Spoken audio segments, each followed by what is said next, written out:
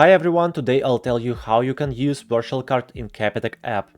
So first of all, let's open up the Capitec app, just click on it and wait a bit. Now let's go to the cards section by selecting it at the bottom of the screen. So in this section we can choose either cards or virtual. Choose virtual. And right here we can create our virtual card by simply clicking on this blue button, Add Virtual Card. Click on it.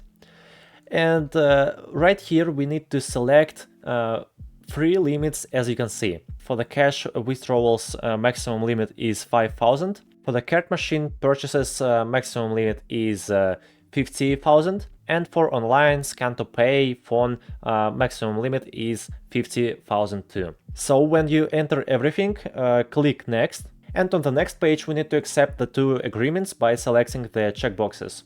After that, click accept.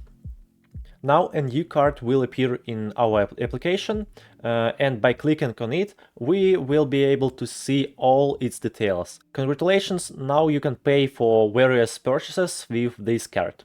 Thank you for watching, I hope I managed to help you. If so, don't forget to subscribe to me and put like. Thank you very much, bye!